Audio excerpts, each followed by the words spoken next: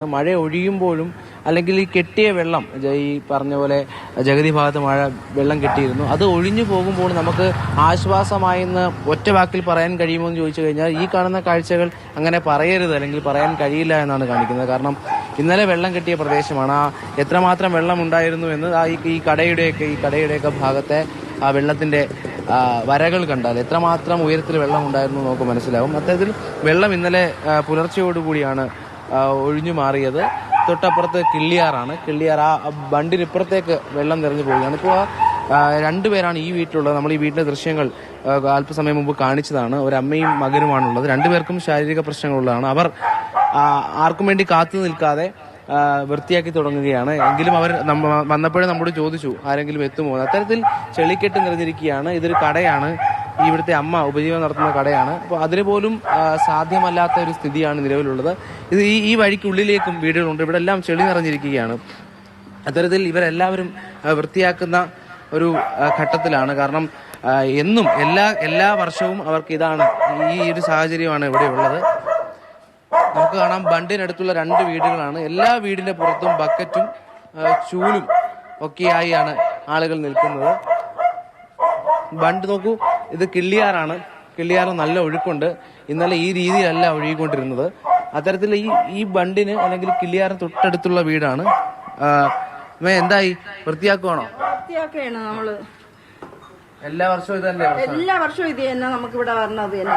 പക്ഷെ ഈ പ്രാവശ്യം നേരത്തെയാണ് വന്നേക്കുന്നത് വെള്ളം. ഇതുവരെയ്ക്കും ഇങ്ങനെ പെട്ടെന്ന്, പക്ഷെ വിചാരിച്ചിരിക്കാതെയാണ് നമ്മൾ ജോലി നേരം വെച്ചപ്പോ ഒരു കുഴപ്പമില്ല. 10 മണിയോടെയാണ് വെള്ളം കയറിയത് തന്നെ. അപ്പോഴേ തന്നെ എല്ലാം ഒതുക്കിയിട്ട് നമ്മൾ ഇറങ്ങി ഓടുകയാണ് ചെയ്തത്.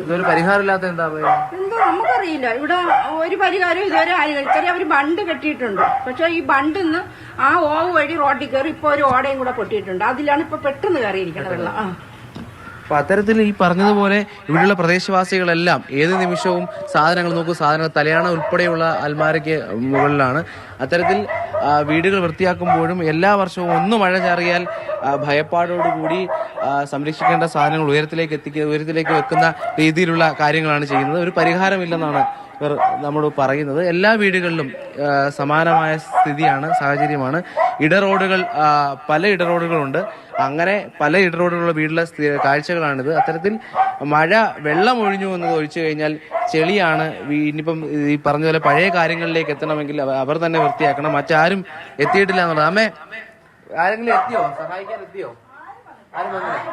നമ്മള് തന്നെ എല്ലാം, വെള്ളം വന്നാലും എന്ത് വന്നാലും നമ്മൾ തന്നെ എല്ലാം വൃത്തിയാക്കുക.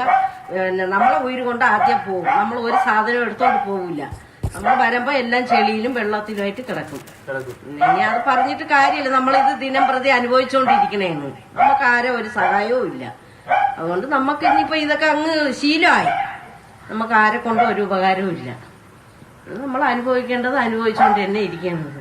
എന്ത് ചെയ്യാൻ പറ്റും? അതായത് ഇത് ശീലമായെന്ന് പറയും. വൃത്തിയാക്കി ഈ ലോഷ്യനും ബ്ലീച്ചിങ് പൗഡറും അതും ഇതും ഒക്കെ വാങ്ങിച്ച്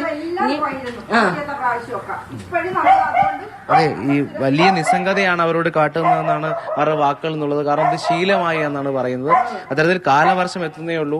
അതിനു മുമ്പ് തന്നെ ഈ ദുരിതമാണെങ്കിൽ അവർ ഇനി എത്ര തവണ ഇത് വൃത്തിയാക്കേണ്ടി വരും, എത്ര ഉയരത്തിലേക്ക് കാര്യങ്ങൾ സുരക്ഷിതമായി മാറ്റേണ്ടി വരും എന്നുള്ള ആശങ്ക അവർ കൊണ്ടുമൂത്തി.